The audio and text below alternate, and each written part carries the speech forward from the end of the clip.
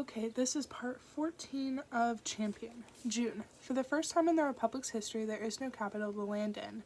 We touched down at an airfield located on the southern edge of Drake University at 1600 hours, not a quarter mile away from where I used to attend all of my Republic history classes. The afternoon is disconcertingly sunny. Has it really been less than a year since everything happened? As we step off the plane and wait for our luggage to unload, I look around in a dull stupor. The campus, both nostalgic and strange to me, is emptier than I remember. Many of the seniors, I hear, have been pushed through graduation early in order to send them off to the war front to fight for the Republic's survival.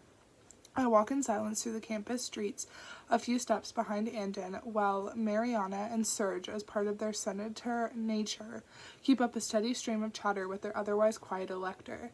Ollie stays close to my side, the hackles up on his neck. The main Drake Quad, normally crowded with passing students, is now home to pockets of refugees brought over from Denver and a few neighboring cities. An unfamiliar, eerie sight. By the time we reach a series of jeeps waiting for us and begin traveling through Balta's sector, I notice the various things throughout LA that have changed. Evacuation centers have popped up where Balta's sector meets Blue Ridge, where the military buildings give way to civilian high-rises, and many of the older, half-abandoned buildings along this poor sector have been hastily converted into evacuation centers. Large crowds of disheveled Denver refugees crowd the entrances, all hoping to be lucky enough to get a room assignment. One glance tells me that, naturally, the people waiting here are probably all from Denver's poor sectors. Where are we placing the upper-class families? I ask Andon. In the gem sector, I'm sure. I find it difficult now to say something like this without a sharp edge in my voice. Andon looks unhappy, but he calmly answers. In Ruby, you, Mariana, and Serge will have apartments there. He reads my expression. I know what you're thinking, but I can't afford to have our wealthy families revolting against me for forcing them into evacuation centers in the poor sectors. I did set a number of spaces in Ruby to be allocated for the poor. They'll be assigned to them on a lottery system. I don't answer simply because I have nothing to argue against. What is there to do about the situation? It's not like Andon can uproot the entire country's infrastructure in the span of a year.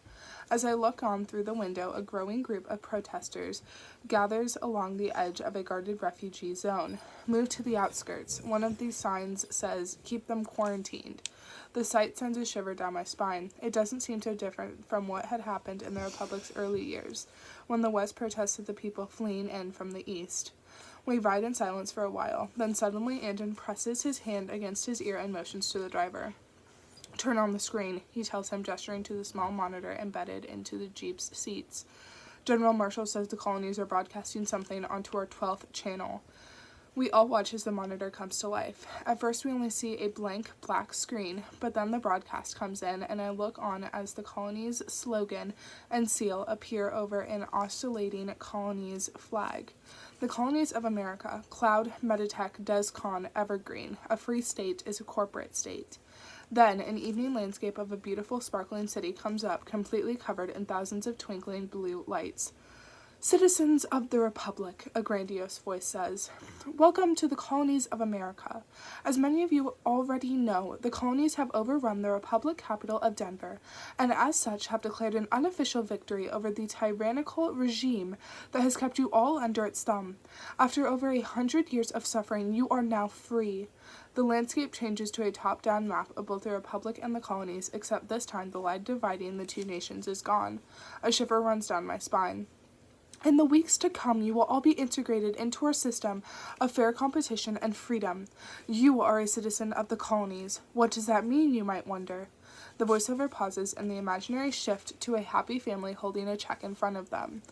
As a new citizen, each of you will be entitled to at least 5,000 colonies notes, equivalent to 60,000 Republic notes, granted from one of our 4 main corps that you decide to work for. The higher your current income, the higher we'll pay you.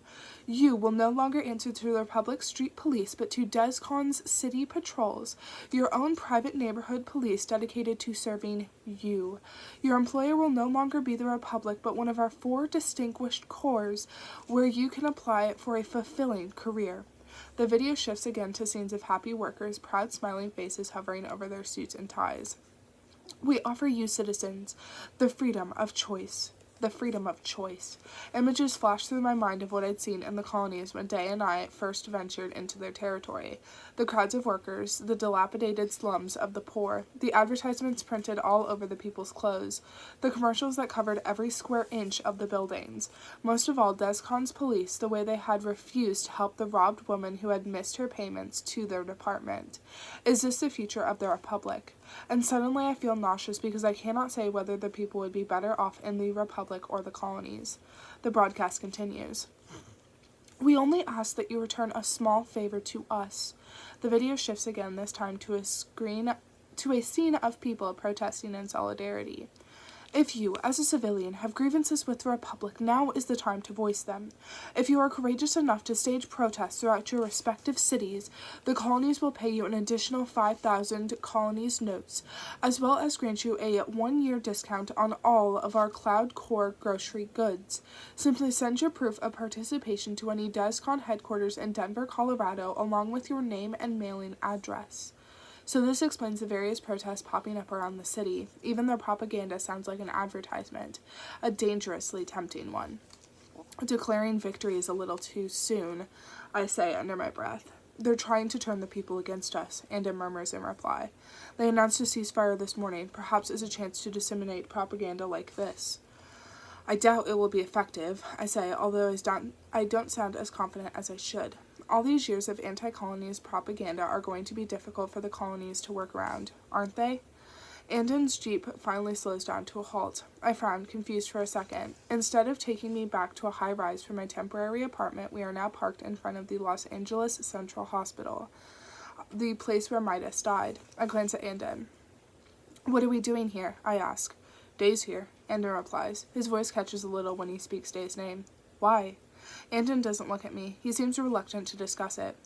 He collapsed during the evacuation to LA. He explains. The series of explosions we used to knock out the underground tunnels apparently triggered one of his severe headaches. The doctors have started another round of treatment for him. Andon pauses, then gives me a grave stare. There's another reason we're here, but you'll see for yourself. The jeep comes to a halt. I climb out, then wait for Andon. A feeling of dread slowly creeps through me. What if Day's illness has gotten worse? What if he isn't going to pull through? Is that why we're here? There's no reason for Day to ever set foot inside this building again, not unless he was forced to, not after everything this hospital put him through. Together, Andon and I head into the building with soldiers flanking us. We travel up to the 4th floor where one of the soldiers swipes us inside, and then step into the Central Hospital's lab floor. The tense feeling in my stomach only tightens as we go. Finally, we stop in front of a smaller series of rooms that line the side of the main lab floor. As we go through one of these doors, I see Day. He's standing outside a room with glass walls, smoking one of his blue cigarettes and looking on as someone inside gets inspected by lab technicians in full-body suits. What makes me lose my breath, though, is that he's leaning heavily on a pair of crutches. How long has he been here? He looks exhausted, pale, and distant. I wonder what new drugs the doctors are trying on him. The thought is a stabbing reminder of Day's waning life, the few seconds he has left slowly ticking by. Standing beside him are a few lab techs with white jumpsuits, gear, and goggles dangling from their necks, each of them watching the room and typing away on their notepads. A short distance away, Poss goes deep in conversation with the other patriots. They leave Day alone. Day, I say as we approach. He looks over at me, a dozen emotions flicker through his eyes, some that make my cheeks flush. Then he notices Andon. He manages to give the elector a stiff bow of his head, then turns back to watching the patient on the other side of the glass. Tess. What's going on? I asked Day. He takes another puff of his cigarette and lowers his eyes. They won't let me in. They think she might have come down with whatever this new plague is, he says. His voice is quiet, but I can hear an undercurrent of frustration and anger. They've already run tests on me and the other patriots. Tess is the only one who didn't come up clean. Tess bats away one of the lab tech's hands, then stumbles backward as if she's having trouble keeping her balance. Sweat forms on her forehead and drips down her neck. The whites of her eyes have a sickly yellow tint to them, and when I look closely, I can tell that she's squinting in an effort to see everything around her, something that reminds me of her nearsightedness, the way she used to squint at the streets of Lake. Her hands are trembling. I swallow hard at the sight. The Patriots couldn't have been exposed for long to the colony's soldiers, but apparently it was long enough for some soldier carrying the virus to pass it to one of them. It's also a very real possibility that the colonies are purposefully spreading the disease right back to us now that they're in our territory.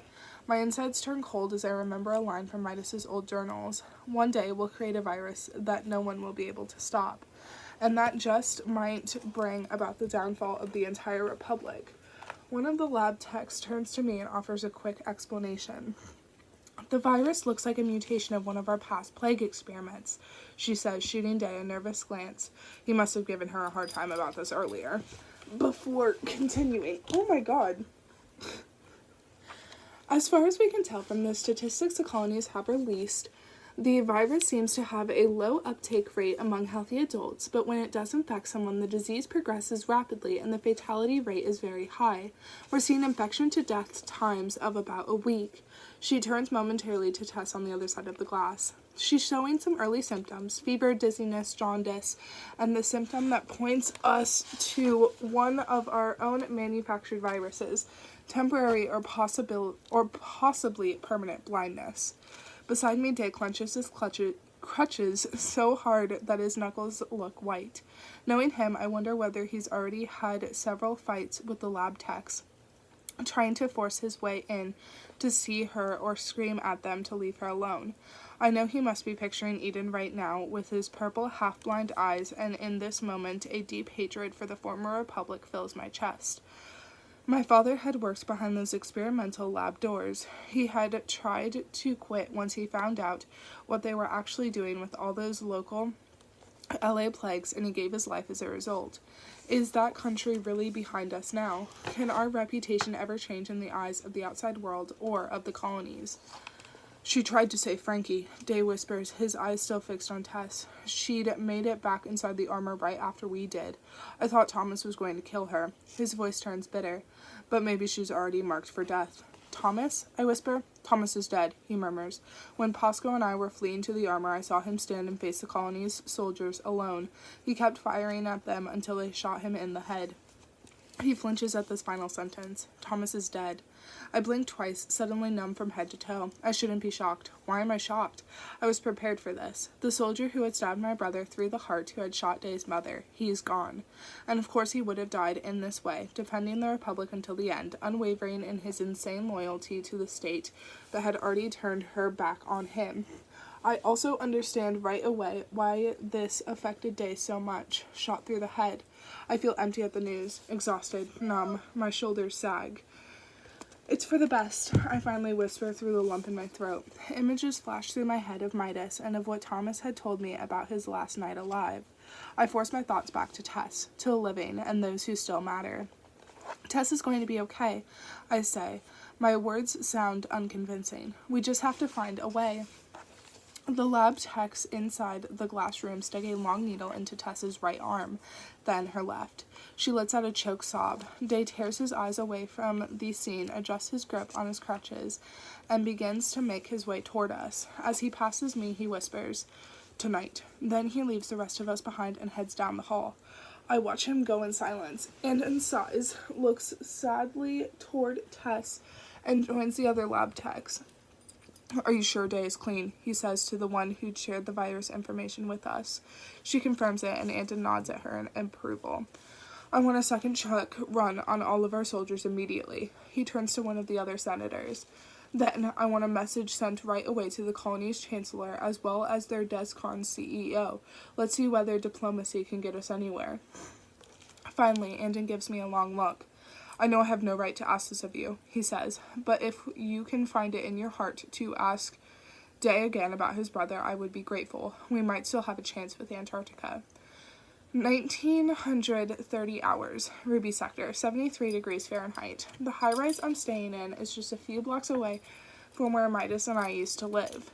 As the Jeep I'm riding in approaches it, I look down the street and try to catch a glimpse of my old apartment complex. Even Ruby Sector is now blocked off with segments of tape indicating which areas are for evacuees, and soldiers line the streets. I wonder where Anton's staying in the midst of all this mess, probably somewhere in Balta sectors. He'll definitely be up late tonight. Before I left for my assigned apartment, he had taken me aside in the lab hall. His eyes flickered unconsciously to my lips and then back up again. I knew he was dwelling on the brief moment we shared in Ross City, as well as the words that had come after it. I know you care deeply for Day. June, he said after an awkward pause. Stop! Good, I'm sorry. I shouldn't let her bother me. Okay. We're meeting with the Senate tomorrow morning to discuss what our next steps should be. I want to give you the heads up that this will be a conference where each of the princeps-elect will deliver some words to the group. It's a chance to experience what each of you would do if you were the official princeps. And be warned, things may get heated. He smiled a little. This war has left us all on edge, to put it lightly. I'd wanted to tell him I would sit this one out. Another meeting with the senators, another 4-hour-long session of listening to 40 talking heads all battling to outdo one another, all attempting to either sway Andon to their side or embarrass him in front of the others. No doubt Mariana and Serge will lead the arguments to see which of them can come across as the better princeps candidate. The mere idea of it drains me of all my remaining strength. But at the same time, the thought of leading Andon to shoulder the burden alone in a room full of people who were so cold and distant was too hard to bear, so I smiled and bowed to him like a good princeps-elect. I'll be there, I replied. Now the Jeep pulls up to my assigned complex and stops, and I push the memory out of my mind. I get out of the Jeep with Ollie, then watch it go until it turns a corner and disappears completely from sight. I head inside the high-rise. I initially planned to stop by Day's room right after settling into my own to see what he meant by his tonight comment, but as I reach my hall, I see that I don't have to. Day is camped outside my door, sitting slouched against the wall and absently smoking a blue cigarette. His crutches are lying idly beside him. Even though he's not moving, some small piece of his manner, wild, careless, defiant, still shines through, and for an instant I flash back to when I first met him on the streets, with his bright blue eyes and quicksilver moments and unruly blonde hair. That nostalgic image is so sweet that I suddenly feel my eyes watering. I take a deep breath and will myself not to cry. He pulls himself to his feet when he sees me at the end of the hall. June, he says as I approach. Ollie trots over to greet him, and he pats my dog once on the head. He still looks exhausted, but manages to give me a lopsided, if sad, grin. Without his crutches, he sways on his feet. His eyes are heavy with anguish, and I know it's because of our earlier stint in the lab. From the look on your face, I'm guessing the Antarcticans weren't much help. I shake my head, then unlock my door and invite him inside. Not really, I reply as I close the door behind me. My eyes instinctively study the room, memorizing its layout. It resembles my old home a little too closely for comfort. They've contacted the United Nations about the plague. They're going to seal off all of our ports to traffic. No imports or exports, no aid, no supplies. We're all under quarantine now. They've told us that they can help us out only after we show them proof of a cure, or if Andon hands over a chunk of our public land to them as payment. Until then, they won't send any troops. All I know now is that they're monitoring our situation pretty closely. Day says nothing. Instead, he wanders away from me and stands on the room's balcony. He leans against the railing. I put out some food and water for Ollie, then join him. The sun set a while ago, but with the glow from the city lights, we can see the low-lying clouds that block the stars, covering the sky in shades of gray and black. I notice how heavily Day has to lean on the railing to support himself, and I'm tempted to ask him how he's feeling, but the expression on his face stops me. He probably doesn't want to talk about it. So, he says after another puff on his cigarette. The light from distant jumbotrons paints a glowing line of blue and purple around his face. His eyes skim across the buildings, and I know he's instinctively analyzing how he would run each one of them. Guess we're on our own now. Can't say I'm all that upset about it, though. The Republic's always been about closing off her borders, yeah. Maybe she'll fight better this way. Nothing motivates you like being alone and cornered on the streets. When he lifts a cigarette to his lips again, I see his hand trembling. The paperclip ring gleams on his finger. Day, I say gently. He just raises an eyebrow and glances at me sideways. You're shaking. He exhales a puff of blue smoke, squints at the city lights in the darkness, and then lowers his lashes. It's strange being back in LA, he replies, his voice distracted and distant. I'm fine, just worried about Tess. A long pause follows. I know the name, Eden, that hangs at the tip of both of our tongues, although neither one of us wants to bring it up first. Day finally ends our silence, and when he does, he approaches the topic with slow and laborious pain. June, I've been thinking about what our elector wants from me. About my brother. He sighs, then leans farther out. Sorry. I'm distracted. Okay. Sorry. He sighs, then leans farther out onto the railing and rakes a hand through his hair.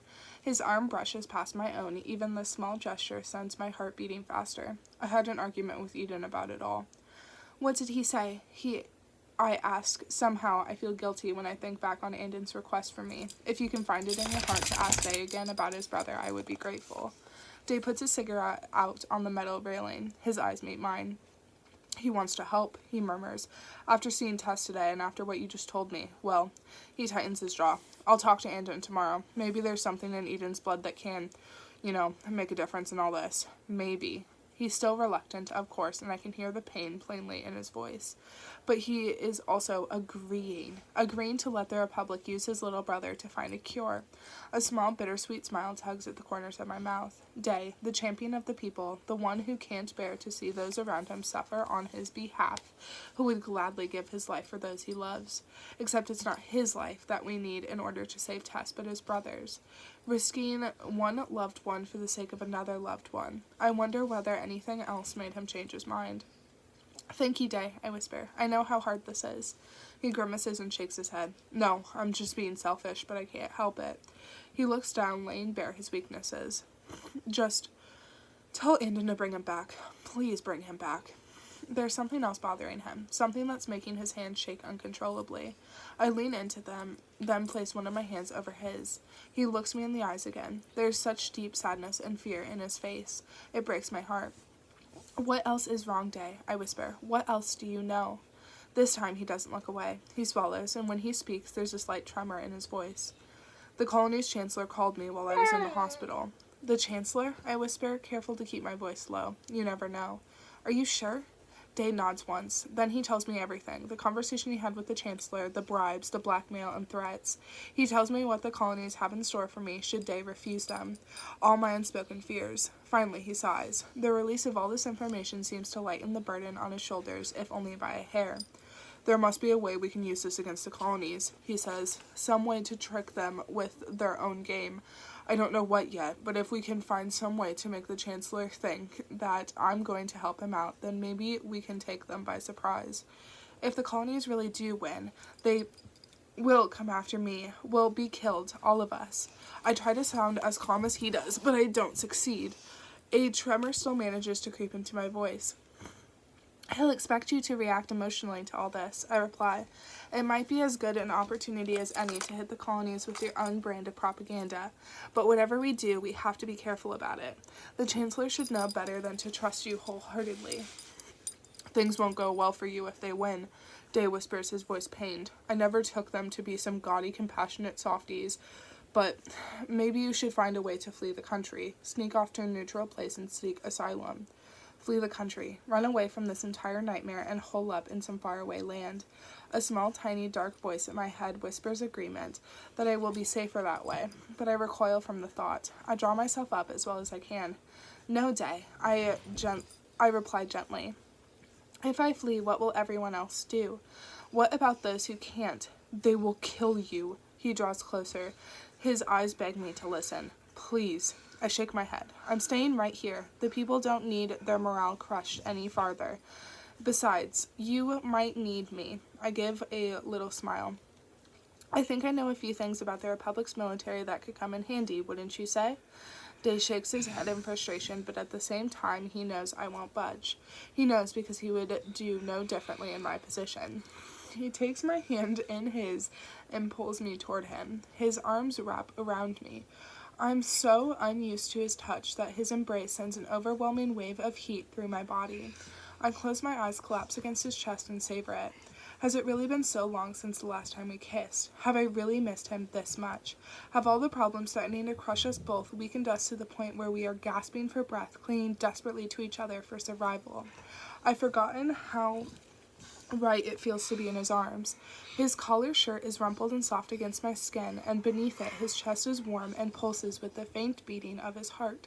He smells of earth, smoke, and wind. You drive me insane, June, he murmurs against my hair. You're the scariest, most clever, bravest person I know, and sometimes I can't catch my breath because I'm trying so hard to keep up. There will never be another like you. You realize that, don't you? I tilt my face up to see him. His eyes reflect the faint lights from the jumbotrons, a rainbow of evening colors. Billions of people will come and go in this world, he says softly, but there will never be another like you. My heart twists until it threatens to break. I don't know how to respond. Then he releases me abruptly. The coolness of the night is a sudden shock against my skin. Even in the darkness, I can see the blush on his cheeks. His breathing sounds heavier than usual. What is it? I say. I'm sorry, he replies, his voice strained. I'm dying, June. I'm no good for you. And I do so well until I see you in person, then everything changes again. I think I don't care about you anymore, that things will be easier once you're far away, and then all of a sudden I'm here again, and you're... He pauses to look at me. The anguish in his expression is a knife cutting through my heart. Why do I do this to myself? I see you and feel such... He has tears in his eyes now. The sight is more than I can bear. He takes 2 steps away from me and then turns it back like a caged animal. Do you even love me? He suddenly asks. He grips both of my shoulders. I've said it to you before and I still mean it, but I've never heard it from you. I can't tell. And then you give me this ring. He pauses to hold his hand up. And I don't know what to think anymore. He draws closer until I feel his lips against my ear. My entire body trembles. Do you have any idea? He asks in a soft, broken, hoarse whisper. Do you know how badly I wish... He pulls away long enough to look me desperately in the eyes. If you don't love me, just say it. You have to help me. It'd probably be for the best. It'd make it easier to stay away from you, wouldn't it? I can let go. He says it like he's trying to convince himself. I can let go if you don't love me. He says this as if he thinks I'm the stronger one, but I'm not. I can't keep this up any better than he can. No, I say through gritted teeth and blurry vision. I can't help you, because I do love you. There it is, out in the open. I'm in love with you, I repeat. There's a conflicted look in Day's eyes, a joy and a grief that makes him so vulnerable. I realize then how little defense he has against my words. He loves so wholly. It is his nature. He blinks, then tries to find the right response. He stumbles. I'm so afraid, June. So afraid of what might happen, too. I put 2 fingers against his lips to hush him. Fear makes you stronger, I whisper. Before I can stop myself, I put my hands on his face and press my mouth to his. Whatever shreds of self-restraint Day had now crumble into pieces. He falls into my kiss with helpless urgency. I feel his hands touch my face, one palm smooth and one still wrapped in bandages, and then he wraps his arms frantically around my waist, pulling me so close that I gasp aloud. No one compares to him, and right now I want nothing else. We make our way back inside, our lips never apart. Day stumbles against me, then loses his balance, and we collapse backward into my bed. His body knocks the breath out of me. His hands run along my jaw and neck, down my back, down my legs. I tug his coat off. Day's lips move away from mine, and he buries his face against my neck. His hair fans out across my arm, heavy and softer than any silk I've ever worn. Day finally finds the buttons on my shirt. I've already loosened his, and underneath the fabric his skin is hot to the touch. The heat radiating from him warms me. I savor the weight of him. Neither of us dares to say a word.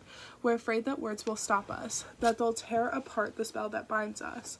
He's trembling as much as I am. It suddenly occurs to me that he must be just as nervous. I smile when his eyes finally meet mine and then lower in a bashful gesture. Day is shy. What a strange new emotion on his face. Something out of place and yet so fitting. I'm relieved to see it because I can feel the blush rising hot on my own cheeks. Embarrassed, I feel an urge to cover up my exposed skin. I frequently imagined what this would be like, lying with Day for the first time. I'm in love with him. I tentatively test these new words again in my mind, amazed and frightened by what they might mean. He is here, and he is real, flesh and blood. Even in his feverish passion, Day is gentle with me. It is a different gentleness from what I felt around Andon, who is refinement and properness and elegance.